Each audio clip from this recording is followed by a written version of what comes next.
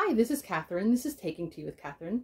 This is Beatrix Potter tea, an herbal blend from Simpson and Vale, which has rooibos, which is a really good base, and chamomile, rose hips, lemongrass, and spearmint, if I remember correctly.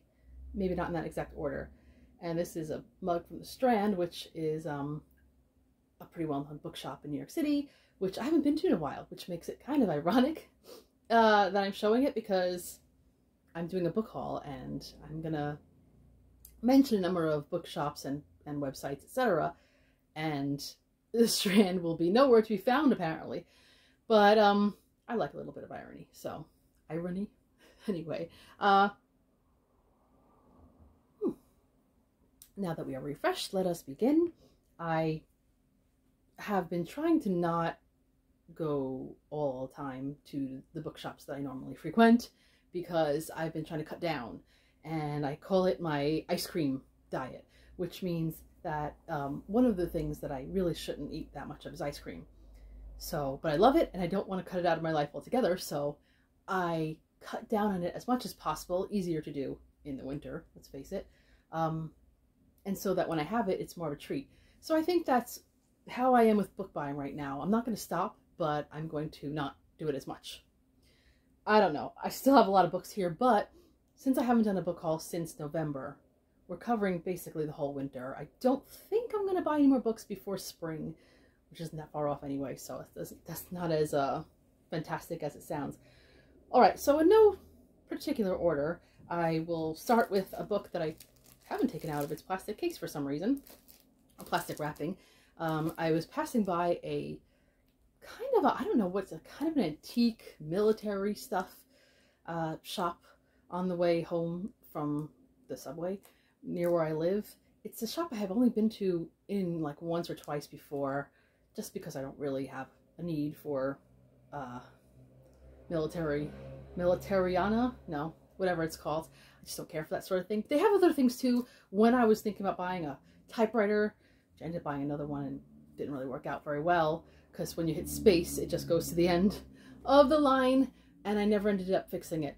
But I remember looking in there, so that was like probably the last time I'd been in that shop, and that was probably 2013. So yeah. But I passed by recently, every time I pass by, I've noticed they have a table, when the weather's good anyway, they have a table outside that has a bunch of used books for decent prices. And I said, oh, well, don't go crazy. Across the street from there, there's also like a vintage, well, thrift store that has a bunch of books outside. I haven't gone there in a while. So I thought actually I was avoiding looking around, but then I said, okay, I'm not going to get anything unless I really want it. And I don't know, I'm a little bit of a sucker for old Penguin paperbacks. So I saw this T.S. Eliot Selected Prose. I don't think I've ever read anything from T.S. Eliot. So I think this is maybe, hopefully, a good way to start, but it was only $1. So I said, well, it's a good risk anyway. You know, I was only throwing away $1. Although they did try to sell me other things. It didn't happen. I was resilient. Just $1. But anyway, so that was one thing. I still haven't taken it out of the plastic, so obviously I haven't spent a lot of time with it. Silly me. Earlier in the year, January, I guess, right after New Year's, I think, they had a sale at Barnes & Noble, which was some kind of hardback sale, you know, hardcover sale, which, trying to remember what the exact sale was, I think it was like either half price or something. A really good sale for hardcover books. And so I thought, oh, okay, let me find some. And I mean, I didn't need to, but I don't know. I just did. And I ended up finding 2 books. I ended up going to like the nature writing section. Like I need more nature writing. But this one is called The Oak Papers by James Canton. And it is a book about studying a tree, an oak, an old oak. And I do like, you see, I'm not really a good expert on knowing which trees are which. Sometimes you just know by the leaves or the fruits or whatever, or the color, that certain ones are very obvious. But I've always thought not so great at it, but I still love trees. I mean, how could you not? I mean, you could say I read a lot of dead tree books, but then I get very defensive when people say that. So, but I like the idea of oak trees too, because they last, well, like a lot of trees. They last quite a while, and they're fascinating to me. So I think I'll like that. And also, I like books about birds, even though I'm a cat person, and cats do usually unspeakable things to birds. Lately, outside this room, there's a window that I've been hearing sparrows in the morning. They're really kind of loud, and if I try to even make a move near the window, they hear it and they fly away for a little bit, but then they come back. My cat Freddie absolutely loves this entertainment. So I do find birds interesting. Again, not an expert, but I do like to read a good memoir about books. About books, well, that too. Yeah, about birds. So this is Saving Jemima, Life and Love of the Hard Luck Jay by Julie Zickfus, I hope. Zickfus? I don't know. It's a beautiful picture. I remember a couple months ago, I saw some blue jays out in my backyard, and I was like, wow, because, you know, in the winter time, you don't see as many birds. I mean, you still see the starlings and the sparrows and some pigeons and stuff, but, you know, not the colorful birds. So it's always nice to see them. So I don't mind reading about a bird. Hopefully it's a pleasant story. Who knows? But I'm open to anything. In December, I had a couple of days off. So yeah, like I said, this reaches back into December, which is not quite winter, but almost. It might as well be winter, you know. But it was a pleasant day, and I had a couple days left of my vacation time to take, so I figured taking it all. And I went to my favorite place, well, one of my favorite places to go, which is Tea and Sympathy. Had a great time, and then took a nice long walk from there, which is like the village, Greenwich Village, in Manhattan, which isn't quite downtown, although it's compared to other parts. It's south of Midtown and south of Uptown, obviously, but I took a walk further downtown, not all the way, but almost to the end of the island. But this time I ended up by the mysterious bookshop, and I hadn't been there in a while, and I love it because it's a bookshop devoted to mysteries. And I still am like, have I showed this to you guys? I might have in a video. I don't think I did a haul video, but I might have shown this to you guys, but I'm not sure, so I'm showing it to you anyway. I've been looking around for a while, and I had finished what might be the last book of the Bryant and May series, the Peculiar Crimes Unit of their actual, you know, novels. And I was a bit sad about that, and I knew that I was getting to the last one. I think I might have already had it out from the library, or was about to get it from the library, whatever, when I saw this book, and it is England's finest, more lost cases from the Peculiar Crimes Unit. So I said, well, you know, at that point I thought I was gonna maybe, hopefully, book a trip to London soon, so I probably didn't need to buy any books from England. But we've ended up putting it off again for a little while because just of circumstances. And so I'm kind of glad now that I got this one. It looks like it was autographed by the author, unless someone's pretended. I don't know. I'm not an expert on autographs. But yeah, it was a little more of a spend than I expected to make that day. But I really like it. And Christopher Fowler it seems like he's kind of done writing this series. So, and I don't know, he might have, I think he has some health issues recently, so I just want to have this on hand to read. Hopefully soon. I mean, I should. It's March Mystery Madness time, so I should read that this month. So we'll see. Stay tuned. Okay. Where am I? All right. Well, let's talk about my book off books, because of course I went to book off. I went to book off this year so far twice, which normally I would say I've gone twice in a month is not a lot, but now I'm really trying to hold off.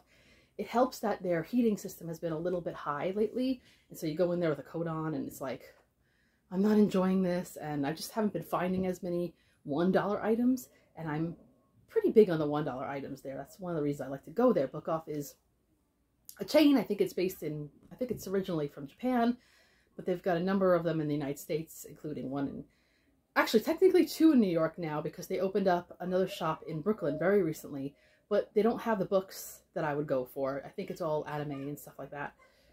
If you're into anime and you're near Brooklyn, though, good. Give them some business, you know. I just wish they'd open another bookshop in Queens, but I would be very spoiled if that happened, actually.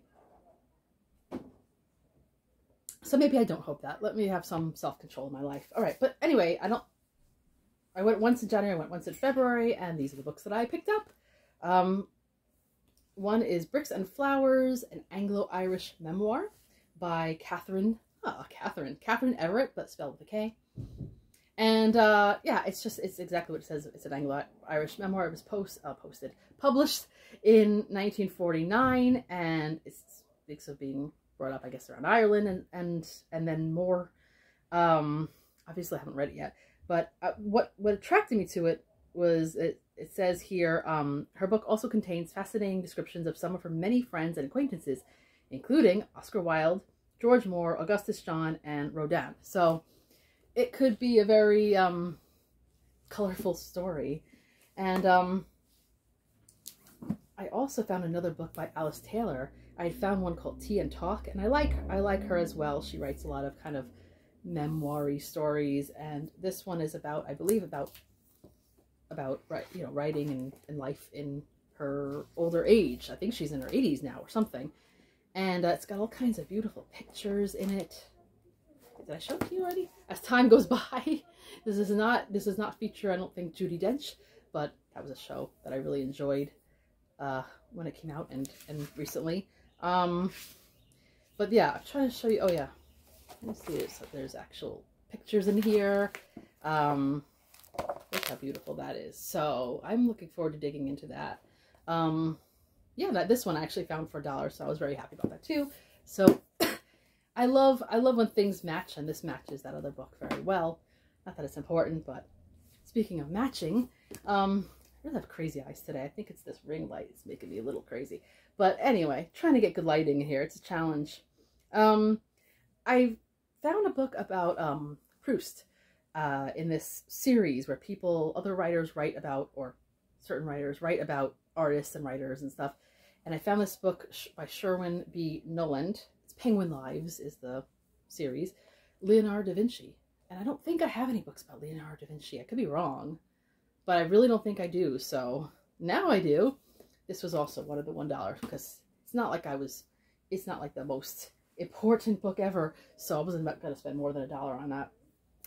And I found a Gaslight Mystery, which is a book that takes place in that era. I haven't read it yet, obviously. So this is, this takes place in New York in the past. I think in the late 1800s or early 1900s. And this is by Victoria Thompson, Murder on Marble Row. Man, that's a hard thing to say. Murder on Marble Row. So I sound like I have marbles in my mouth when I say that. It says, when explosion kills wealthy industrialist Gregory Van Dyke, Police Commissioner Teddy Roosevelt presumes that, so I guess that's Teddy Roosevelt, that anarchists are responsible, and personally asks Detective Sergeant Frank Malloy to track them down. Malloy is up to the challenge, but he faces a different kind of challenge when he encounters Sarah Brandt paying a condolence call to Van Dykes. Faced with the impossibility of ever expressing his true feelings for Sarah, Frank had vowed never to see or work with her again. I don't know if this is the first book or not. Probably not. This could be a spoiler. I don't know. But I just thought, why not? And also I got this for $1, but apparently someone had a 4-pack of Victoria Thompson for $3 at some point, because that's what I found in here. But I think, sometimes I will buy just one, and it's in really good shape, one paperback, and give a series a shot, and if I like it, then I'll go on with it, and if not, we'll just get rid of it, and no harm done. And this tea really does hold up.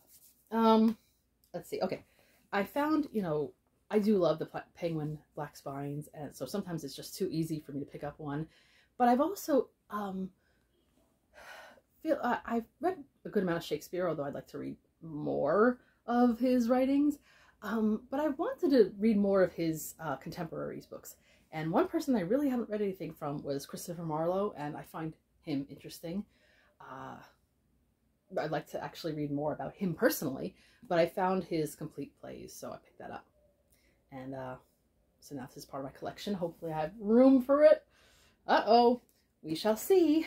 I can always maybe find one to purge if something doesn't quite work. And then last but not least, I am a big fan of this kind of Barnes & Noble, I think that, yeah, Barnes & Noble sort of leather boundy collection that looks really fancy. I don't think it's that well put together as far as like, you know, I don't think it holds up like some of the great bindings of the world do. But I always tried to find ones, I mean, that I want to read, not just buying it to buy it, but when they are on sale at Barnes & Noble, maybe I'll get one. Or if I find it at Book Off for $5.50, I will also get it. And that is, in this case, Hans Christian Andersen, Classic Fairy Tales, which I don't think I have anything like this. I mean, I probably have some fairy tales in my collection, but I don't remember. And this is beautiful. Look at the bird. Looks like the bird that's outside my window a little bit. And it has all the stories. I read some of the fairy tales. Some of them are quite dark. Honestly, they're not quite Disney, but I thought, you know, let's see what they're really like. And that was Book Off. So I'm going to show you a book that I have that I didn't pay for, that someone had left behind in an office that I am at.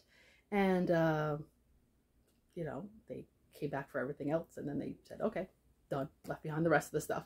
So I was like, I don't need any more books. I don't need any more books. But then I saw this one and said, oh, but it's so up my alley.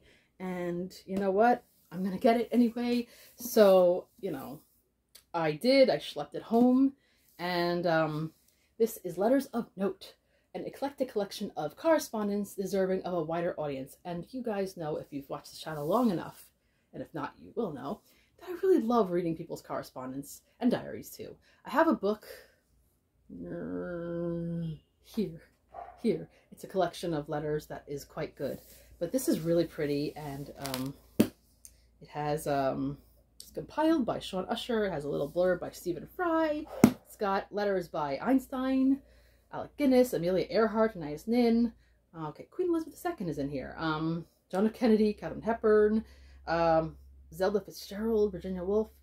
So, as of this recording, at least one person in here is still alive. Well, Mick Jagger's in here too. So yeah, kind of cool. So I like that. It's not all people, actually, it's mostly people from recent times, not like ancient letters so much, or less than 200 years ago. So that's pretty cool too, because, you know, correspondence was great in the past, but people were still writing letters up until, I guess you would say, 20, 30 years ago. And some people still do. Sometimes I do myself. So that's pretty great that it is still, it's not as much of a, it's a dying art, but it still is an existing one. And, or, you know, to a point. Anyway, I want to go on and on about letters right now. So here are 3 books that I ordered online. And that's it. That's all I've done. This one is one I ordered from Blackwell's in the UK. Blackwell, which is a bookshop I really love. They were recently acquired by Waterstones, which I hope doesn't change them too much, because Waterstones has acquired a lot of things, and so far it's okay. Like, they have Hatchards in London. I like the chain of Waterstones, but I don't know. I kind of wish things would remain its own thing sometimes. But anyway, I always liked ordering from Blackwell's when I can, or Blackwell. I still don't know if it's got an apostrophe in it. It says Blackwell here, because you're supporting a bookshop and they ship free to the United States. So I thought, well, if I can get something for a decent price, which I did, and this does cover a time period that I find interesting. This is The White Ship by Charles Spencer. Charles Spencer is that is the brother, I believe, of Diana Spencer, who was, well, is the mother of the future king, and quite legendary in her own right. But it wasn't his name that I was interested in at all. It was The White Ship because, oh man, I'm going to go into tangents here, but, well, not really. It is related to this book, but many years ago, the Norman Conquest happened, which is in 1066 in England, and then there was a whole group of nobility that moved in, and a new king, And then the king died, and his son became the next king, and that king died, and then his brother became the next king. So there was a whole bunch of ups and downs that happened as a result of that. None of these people were really likable people. Anyway, this king, Henry I, had two children. He had, well, two legitimate children. One was his son, whose name is escaping me. Is it William, I think? Or is it Henry? Anyway, you know, in those days, those were the common names, and I'm forgetting. But anyway, he had a son who was his heir, and all was good. And then he had a daughter who was not the heir, you know, who ended up, I think, marrying a German emperor or somebody. And there was a white ship, which was like a nice kind of a ship that was not a pleasure ship per se, but it was, people were enjoying themselves on there. And his son was on this ship, and there was an accident, and among other deaths, the heir to the throne died. So that was a terrible moment because, you know, big crisis. As a result, Henry kind of made the nobles or the nobility or the barons or whoever it was at the time swear to support his daughter, Matilda, to become the Queen of England after he died. And then when he did die, it didn't happen. His, I think, nephew or some relative, not nephew, cousin, or somebody named Stephen became the king. But Matilda wasn't cool with that. So she was still kind of fighting, and there was just a lot of, kind of like a civil war, and it was a bit of a struggle, a little bit of anarchy, not entirely, but a little bit of anarchy going on for a while that only really got resolved after Stephen died and his son did not inherit. I think his son might have died before him. Matilda's son became the next king. He was Henry II of England, who married Eleanor of Aquitaine, and all of the monarchs of England since then have been descended from them. So that was a long-winded way of saying I'm interested in this account, though, because I only know it from historical fiction mostly, so I want to see what it has to say. Hopefully it's a good book. All right, 2 more books. I am going over 20 minutes. I didn't mean to do that, but oh well. Hope you made a cup of tea. Speaking of Beatrix Potter from earlier in the video when I mentioned that tea, I've been seeing this book around for a while, and I keep wanting to buy it, so I finally did. And now I really want to just start reading it, which is Beatrix Potter, A Life in Nature by Linda Lear. And I just always loved the artwork on the front, and I don't know, I really hope it's good. I've heard some good things about it. I intend to start it soon and just work my way through it slowly. It's a bit of a big book. It's not humongous. It's over 500 pages. It looks pretty big, but it's not that big. But I grew up on Beatrix Potter. I loved those little books. They used to be these little green books when I was a kid, and I know a little bit about her, but I think I could stand to know more. And so there you go. I don't need to get any further into Beatrix Potter. And last but not least, going with one of my reading projects, although I really got to get more into this reading project, but I saw this one, and this is Reading the Pre-Raphaelites by Tim Barringer. So yes, another book about Pre-Raphaelites that I need to read, but I'm very excited about that. This is a Yale University Press, and it says, it traces the history of this artistic movement, one of my favorites. Let's see. Individual chapters provide core concepts for understanding the pre-Raphaelite engagement with medieval revivalism, truth to nature, modern life, the reconciliation of the religious image and realism in the 19th century, and the transition from pre-Raphaelitism to the aesthetic movement. So that should be really interesting. And I like the way, like the transitionary period too, because that is something that some people kind of skip over. So, sorry, I'm reading the back. I'm reading the index. I shouldn't do that while I'm trying to show you guys all these books. But I'm pretty excited about this one. And this painting, is this the one that was from that book? Well, not from that book, obviously. It came way before that book. But, oh no. Anyway, I'm going to go into tangent, and I better stop myself here. But if you know what I'm talking about, that book, why am I forgetting what it's called?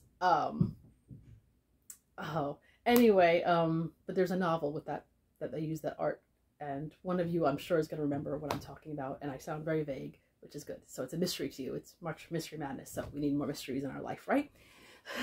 So that's all for now. I hope you enjoyed that tour through my purchases and acquisitions. It's been a fun time, and yet this feels like self-control to me because it's a lot fewer. But I do need to do an unhaul soon, so hopefully I will actually do an organized one, and maybe you'll hear about that another time. And that is all for now. This is Catherine, Taking Tea with Catherine. Have a lovely tea and book-filled day. Bye.